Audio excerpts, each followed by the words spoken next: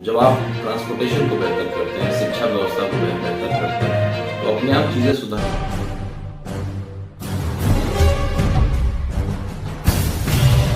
नमस्कार, आप देख रहे हैं MS news. Sheohar Lok Sabha seat कहीं न कहीं बिहार की राजनीति पर इस समय भारी पड़ रहा है। भारी पड़ने के पीछे कुछ कारण है। यहां जो भी लीडर चुनाव लड़ने के लिए आए हैं, सबका अपना अपना एक कद है और पावर है और वजूद है, लेकिन उन वजूद और पावर के बीच में एक ऐसी शख्सियत भी अपनी दावेदारी को पेश कर दिया है जो किसी परिचय और के मोहताज नहीं है। मैं बात कर रहा हूं स्वर्गीय सीताराम सिंह जी की, जिनका काम करने का अंदाज और तरीका आज भी बरसों यहाँ के युवाओं के दिलों पर राज करता है।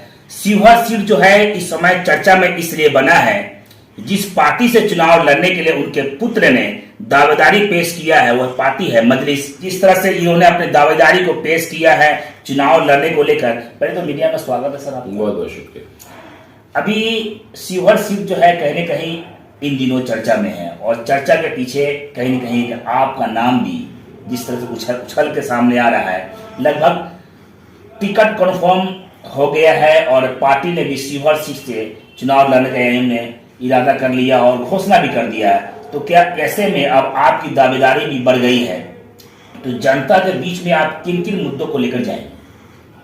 देखिए, जनता का सबसे बड़ा मुद्दा इस दरमियान जो है कि किसी बाहरी को इस बार चुनाव नहीं जीतने देगा। हमारे घर का, हमारे परिवार का गार्जियन जो है हमारे परिवार का सदस्य ही होगा।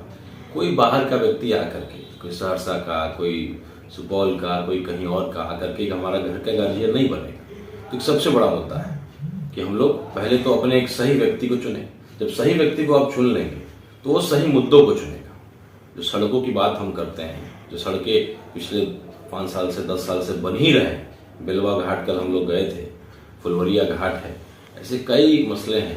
रेलवे का जो है, हमारे पिताजी जब सांसद थे, लालू जी उसमें रेलवे मिनिस्टर थे, उन्होंने रेलवे लाइन को पास करा दिया था, लेकिन कोई उसके बाद संघर्ष करने के लिए, कोई लड़ने के लिए कोई था नहीं, जिस वजह से आज भी हम रेलवे से वंचित हैं।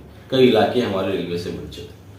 तो जब आप ट्रांसपोर्टेशन को बेहतर करते हैं, शिक्षा व्यवस्था को बेहतर करते हैं, तो अपने आप चीज़ें सुधरने लगती हैं। पढ़ लिख लेगा तो अपने आप कहीं ना कहीं नौकरी पा लेगा। अगर अच्छा ट्रांसपोर्टेशन होगा तो बिजनेस व्यापार बढ़ेगा। आज हमारे ढाका इलाके से, खास करके बरगिनिया इलाके से, मुंबई में आधी आबादी हमारा वहाँ बैग का काम कर रहा है। उनका अपना कारखाना है, अपना फैक्ट्री। तो अगर चीज़ें अगर बेहतर हो जाए, सुविधाएं अगर बेहतर उनको यहाँ लोकल में मिलने लगे, तो वो फैक्ट्रियाँ जो हैं वो यहीं ढाका में, बरगिनिया में खुल जाएगा और बड़े पैमाने पर लोगों को रोजगार मिल पाएगा। रंजीत जी, जिस तरह जिस परिवार से आप ताल्लुक रखते हैं वो परिवार कहने का अपना अपने ब्रांड है। शिवहर जिला को लगभग बने हुए 30 साल कंप्लीट होने वाला है, लेकिन दशा और दिशा तस का तस है। तो क्या शिवहर का बेटा को मौका मिलता है तो इसकी दशा दिशा दोनों बदलेगी? निश्चित बदलेगी। क्योंकि देखिए, जब आपका बेटा आपका घर का जो ये हो, तो वो अपने आप उस तकलीफ को महसूस करेगा। हमें इन्हीं सड़कों पर चलना है अजीब। हम चाहे चुनाव लड़ते या ना लड़ते, तो हमने उस तकलीफ को लगातार और कई सालों से झेला है ना। तो देखने लगता है कि इसको कब सुधरेगी, कब इसको सुधारा जाएगा। तो जब आप सही व्यक्ति को सही काम में लगा देते हैं तो आपका आधा समस्या का समाधान हो जाता है। तो शिवहर वही करने जाते हैं। रंजीत जी, आपका संघर्ष कहीं कहीं जब जारी है, सब लोग जानते हैं। जिस समय आपका शिक्षा प्राप्त कर रहे थे उस समय से आप कहीं न कहीं एक आपका माइंड जो है वो संघर्ष के लिए ही जाना जाता है। तो आज युवाओं, जितने भी युवा आबादी है, कहीं रंजीत का नाम जो है उनके जुबान पे है, इसके पीछे क्या लॉजिक है? देखिए, जो इतने नौजवान है वो मेरे भाई की तरह, दोस्त की तरह रहते हैं। और मुझे बड़ी तकलीफ होती है जब चुनाव आता है तो उनका एक छोटा रिचार्ज किया जाता है। जैसे अब चुनाव आ गया तो वही 45 दिन का छोटा रिचार्ज होगा। जब कोई नेता आएगा, जब कोई रैली आएगा तो उनको खूब बोला जाएगा, कंधे पे हाथ रखा जाएगा, उनको जो है हल्का फुल्का खाने पीने का तेल पेट्रोल दिया जाएगा, वो झंडा लेकर के हल्ला गुल्ला करेंगे, अपना नारा लगाएंगे, नेताजी का नारा लगाएंगे। चुनाव खत्म हो जाएगा तो आप जब मिलिएगा तो आपको पहचानेंगे भी नहीं, अरे अच्छा कौन, कहाँ घर है तुम्हारा भाई, कहाँ हो, किनके लड़के हो। तो ये लगातार हो रहा है। तो नौजवान खास करके ठगा जा रहा है। इसलिए हम लोग चाहते हैं कि नौजवान की सरकार हो, नौजवान पावर में आए। युवाओं को जो है, जब किसी को काम हो तो अभी क्या होता है, हम किसी मुखिया जी को, किसी को हम लोग पकड़ते हैं कि मुखिया जी थोड़ा सा आप कह दीजिए, हमारा काम हो जाएगा। तो मैं वो दौर लाना चाहता हूँ कि लोग जब हमारे नौजवान भाई को कहे कि भाई तुम्हारा तो भाई की तरह है, तुम जरा चलो ना, मेरा काम करवा दो ना। और नौजवान जो होता है ईमानदार होता है अपने गांव के प्रति, अपने देश के प्रति। तो जब उनके हाथ में पावर होगा तो देखिएगा कोई गलत काम अपने पंचायत में नहीं होने देंगे। चाहे वो सड़क की बात हो, तो गलत सड़क बन रहा हो, गलत सामग्री का इस्तेमाल हो रहा हो, ईटा बालू गिट्टी का जो है गलत इस्तेमाल हो रहा हो, उसमें वो टाइट होकर के उसको ठीक कराएगा। विद्यालय में अगर शिक्षक नहीं आ रहे तो उसमें लड़ाई लड़ेगा। अगर अस्पताल है लेकिन डॉक्टर नहीं आते तो उस पर लड़ाई लड़ेगा। और सीताराम बाबू ने यही किया, अपने कार्यकर्ताओं को ताकत दिया था। कोई पैरवी करने आता तो सीताराम बाबू कहते तुम खुद जाओ, जाके बोलो कि तुम सीताराम सिंह के आदमी हो, और अगर नहीं तुम्हारा काम करे तब बताओ, मैं देखो उसका क्या करता हूँ। तो पावर जनता के हाथ में, और वही मैं करना। एक सवाल आपसे बनता है कि देखिए सवाल बनता भी, हम करना भी चाहिए। एक ही परिवार में एक आप मजलिस पार्टी से चुनाव लड़ने के लिए पूरी तरीके से तैयार हैं और आपने कमर कस लिया है, और दूसरी तरफ जो है इंडिया गठबंधन से आपके भाई भी है, वो भी है, वो वर्तमान विधायक है। तो क्या दोनों भाइयों में कोई ऐसा असमंजस नहीं? देखिए, बेटा का पहचान होता है और उसके रगों में उसके पिता का खून दौड़ता है, और जो भी संस्कार है, जो भी चीज़ें आती है वो पिता से आती है। मैं सीताराम सिंह का बेटा हूँ, और सीताराम बाबू आज जहाँ भी पहुँचे तो उसमें मैं मानता हूँ कि अक़लियत का सबसे अहम भूमिका है। यहाँ इस इलाके में वो आरजेडी के टिकट से तो आते थे, लेकिन यहाँ MY नहीं चलता था, यहाँ MR चलता था खास करके, क्योंकि यहाँ से यादव कैंडिडेट ऑलरेडी कोई ना कोई होते थे, तो एक अलग ही चलता आया। तो कभी भी अक़लियत ने हमें हमेशा अच्छे बुरे समय में साथ दिया, लेकिन हमारे भाई साहब एक ऐसी पार्टी में चले गए जिसकी वजह से एक दूरी बनता चला। हमारे जो पिताजी ने एक बगीचा बनाया था, उसका आधा फूल तो फल फूल रहा था, लेकिन आधा पेड़ जो है वो खराब हो रहा था। और एक बेटे का फर्ज होता है कि अपने पिता की संपत्ति को कम से कम बचाए और बढ़ा सके तो बढ़ाने का प्रयास करे। तो मैं देखा कि भाई 20% तो मेरा बगीचे का पिताजी का बनाया होगा तो फूल ठीक है, लेकिन 80% जो है वो खराब हो गया। जब मैं गांव में गया, ज़मीन पर गया, जब मैं बचपन में लोगों को देखता था वो कभी कभी किसी तकलीफ में से तो यहाँ आने से परहेज करने लगे। तो मेरे राजनीति की बुनियाद ही वही बना कि मेरे पिताजी का जो छूटा हुआ परिवार है, जो एक वर्ग छूट रहा है, उसकी लड़ाई में लड़ूंगा, उसके लिए मैं संघर्ष करूंगा और उस पिताजी की संपत्ति को बचा के रखूंगा। तो उसी बुनियाद से मैंने राजनीति की शुरुआत की, एक सेकुलर पार्टी की तलाश की। सेकुलर पार्टी नहीं, एक अभियान के तहत जनसुराज को मैंने ज्वाइन किया। उसको लेकर के हम लोग लगातार इस विषय पर लड़ाई लड़ते थे कि अक़लियत का लीडरशिप हो। अक़लियत और दलित आज के दिन में सबसे बड़ा जनसंख्या है और सबसे कमजोर है ये दो वर्ग। तो जो सबसे ताकतवर है वही सबसे कमजोर है। इसकी लड़ाई हम लोग जनसुराज में भी लड़ रहे थे। जनसुराज इस चुनाव में भाग नहीं ले रही है, वो पार्टी नहीं बनी है, तो इसलिए हम लोगों ने एक ऐसी पार्टी को चुनना था जिसमें इस बात को हम लोग अक़लियत और दलित की जो लड़ाई लड़ते हैं उसमें हम लोग लड़ सके। तो हम लोग मजलिस में हम लोग शामिल। लोगों का कहना ये होता है कि मजलिस पार्टी कहीं न कहीं जो है वो एक मुस्लिम की पार्टी है, लेकिन एरिया राजपूत जिस तरह आपको टिकट के लिए दावेदारी पेश हुआ है, टिकट मिल भी गया है, तो इसको तो फिर कहीं न कहीं सवालों पे स्टॉप लगना चाहिए।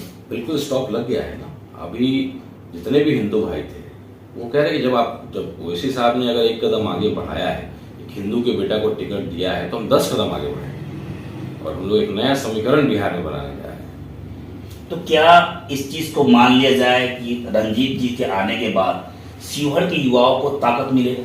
बिल्कुल मिलेगा, और इसीलिए जो उत्साह युवाओं में देख रहे होंगे आप, उसको उनको मालूम है। और वो मुझसे आज से नहीं, 8 साल 10 साल से मैं क्रिकेट इस जो यूथ फेस्टिवल के माध्यम से उनसे मैं जुड़ा हुआ हूँ।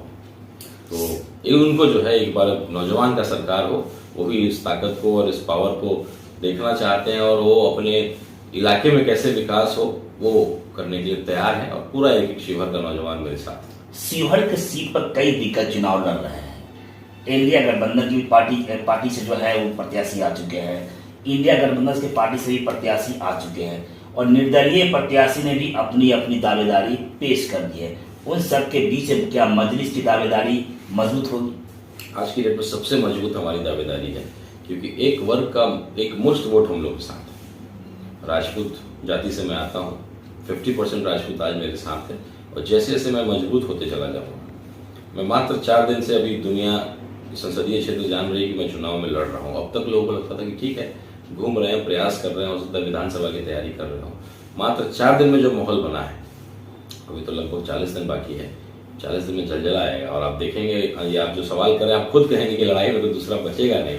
बाहर के लोग हैं, ना कोई गठबंधन है, ना कोई मतलब कोई कार्यकर्ताओं का, ना उस तरह का कुछ ये है, तो वो परेशान हो जाएंगे। छोटा इलाका थोड़ी ना होता है, 17 प्रखंड है, लगभग 200 पंचायत है, 6 विधानसभा है। जो नए लोग हैं, अभी तो रास्ता ही ढूंढते रह जाएंगे। और हम लोग पिछले 2 साल 3 साल से जमीन पे काम कर रहे हैं, और हमारा परिवार का बनाया हुआ, पिताजी का एक परिवार है, जगह जगह वो सब सक्रिय होते चले जा रहे हैं। जब से वो जान रहे हैं कि सीताराम बाबू का बेटा चुनाव लड़ रहा है, और समाज के लोग, हर एक जो लोग हैं बड़े उत्साह में हैं। वोटिंग भी कभी कभी उत्साह में होता है, कभी मजबूरी में होता है। पिछले 15 साल से मजबूरी में हो रहा था, इस बार लोगों में उत्साह है कि भाई एक नया व्यक्ति आ रहा है, सीताराम बाबू का अंश है, सीताराम बाबू का बेटा है। जिस तरीके से उन्होंने काम किया था, और वो अगर 25% 50% उनकी तरह का काम कर दिया, तो फिर से शिवहर एक बहुत बेहतर जगह पे पहुंच जाए। एक माहौल चल रहा है, 2 दिग्गज की लड़ाई, और आप भी जिस परिवार से, वो भी एक अपने आप में पावर थी, तो क्या उनके पावर को उनका पुत्र जो है मजबूती के साथ जनता के बीच में उस झंडे को लेकर जाएंगे? बिल्कुल वही सपना है। पिताजी के अधूरे काम को हम लोग पूरा करना चाहते हैं।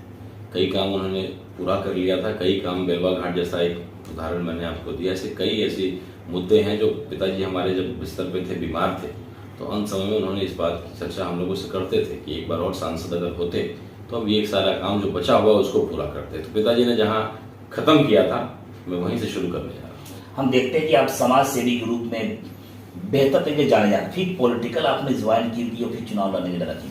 लेकिन लोगों की अगर सेवा करना चाहते हैं आप, तो आपके पास पावर तो होना चाहिए। आज आपको कोई सड़क की समस्या हो, कुछ भी हो, कोई फंड आप किसी को दे सकते हैं। कुछ ऐसे विद्यालय हैं जहाँ पे बिल्डिंग तक नहीं है, एक कमरा बैठने के लिए नहीं है, शौचालय नहीं है, तो ऐसी कई सारी समस्या हैं। उसके लिए आपको किसी और को बोलना पड़ता है।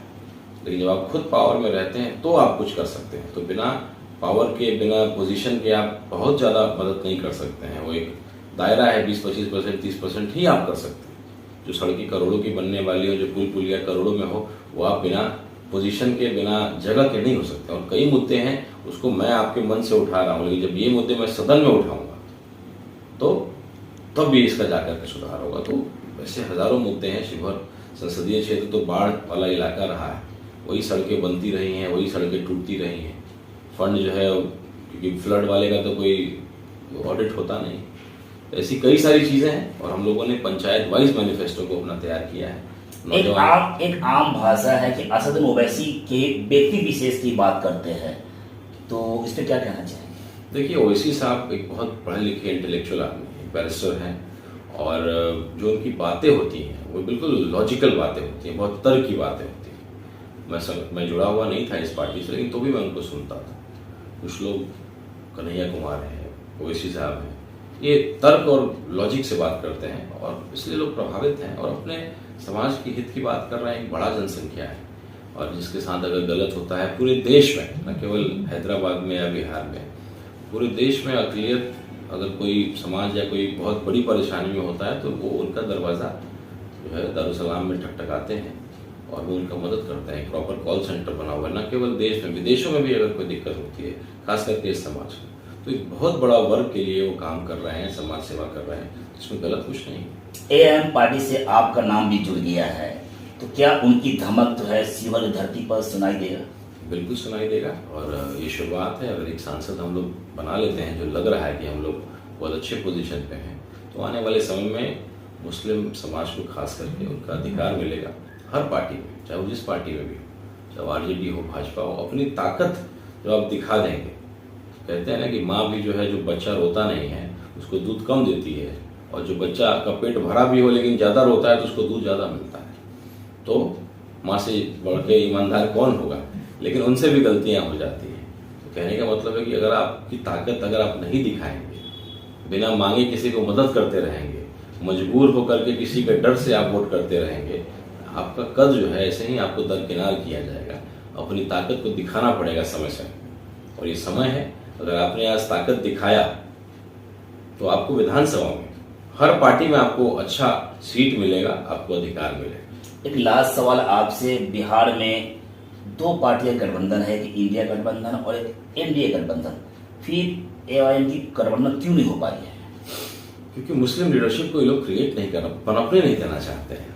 ये बताइए कि कोई नई पार्टी है, मांझी जी हो गए, चाहे उपेंद्र कुशवाहा हो गए, चाहे मुकेश सहनी जी हो गए, 3% वाले को 3 सीट मिल गया, लेकिन मुस्लिम को कभी कोई गठबंधन नहीं करना चाहता है, क्योंकि ये मुस्लिम की पार्टी बन जाएगी। मुस्लिम लोग इस पार्टी की तरफ जाने लगेंगे। आज गठबंधन हो गया और उसके बाद जो है, गठबंधन के बाद भी ये हटेगा तो मुस्लिम का लीडरशिप क्रिएट हो जाएगा। आप देखिए ना, आप गिनाइए ना, कौन है मुस्लिम का नेता बिहार में? कोई बचा है मुस्लिम का नेता? किसी भी नेता को, ओसामा साहब को क्यों नहीं नेता ये लोग बनने देना चाहते हैं? वो जानते हैं कि ओसामा साहब जिस परिवार से आते हैं, उस परिवार का मुसलमानों में क्या एक इमोशनल अटैचमेंट है, तो मुसलमान का नेता खड़ा हो जाएगा। कभी नहीं चाहते हैं कि कोई मुसलमान का नेता खड़ा हो, कोई मुसलमान की पार्टी खड़ी हो, इसलिए कभी गठबंधन नहीं करते। हमारा दरवाजा तो खुला हुआ है। आप बी टीम बोलते हैं, आप गठबंधन में 2 सीट दे दीजिए हमको, हम शांत हैं, हम कोई दिक्कत नहीं, लेकिन ऐसा आप नहीं करेंगे तो अब बी टीम हम नहीं हैं, आप बन के रहेंगे। देखिए, हम लोग शिवहर के बेटा के रूप में शिवहर का विकास करना चाहते हैं और मंजिल क्या है वो हमें मालूम है। मंजिल तक पहुंचने के लिए हम लोग सब लोग एकजुट होकर के, हिंदू समाज मेरे साथ खड़ा है, MIM का जो दीवानगी देखने को मिल रहा है उसकी तो कोई बात ही नहीं करनी है, दलित समाज हमारे साथ खड़ा है। हर वो शिवहर का व्यक्ति जो शिवहर का विकास चाहता है, परिवार का सदस्य जब परिवार का गार्जियन रहेगा तो पूरे परिवार में जो है बहुत ढंग से चलाएगा और चीज़ें बहुत ईमानदारी से हो। बाहरी आदमी आपके घर का गार्जियन बनेगा तो आपकी चिंता कभी नहीं करेगा। तो इस बार अपने बेटा शिवहर की मिट्टी के लाल को आप वोट करें और उसको सांसद करें। अभी मेरे सामने बात विचार में मौजूद थे एक ऐसा लीडर, एक ऐसा समाज सेवी जो किसी परिचय के मोहताज नहीं। उन्होंने कहा शिवहर लोकसभा सीट जो है कहीं न कहीं इन दिनों और रोमांचक बन गया है। इसके पीछे अब एक और ठोस साबुत है कि मजलिस ने भी अपने उम्मीदवार को शिवहर की धरती पर उतार दिया है। बहुत जल्द ओवैसी की धमक भी शिवहर के धरती पर युवाओं के कारों तक पहुंचने का पूरा संभावना है। चुनावी माहौल है, चुनावी चर्चा है, प्रत्याशी जनता के बीच में जा रहे हैं, जनता की मन की बात को सुन रहे हैं, उनके समस्या का समाधान निकालने का भी पूरा प्रयास करते हैं। लेकिन किसके सर पर सांसद का ताज होगा ये तो आने वाला समय ही बताएगा। बहरहाल जनता को अधिकार है अपने मत का प्रयोग करने का, अपने पसंद के मुताबिक प्रत्याशी को चुनने का। बस इतना ही। छोटी बड़ी खबरों के लिए आप MH न्यूज चैनल को सब्सक्राइब करें, लाइक करें, शेयर करें। अगर आप इस न्यूज को फेसबुक के माध्यम से देखना चाहते हैं तो आप हमारे पेज को लाइक जरूर करें और अच्छा लगे तो हमें कमेंट का सुझाव जरूर दें। हम आपके सुझाव का भी स्वागत करेंगे। धन्यवाद।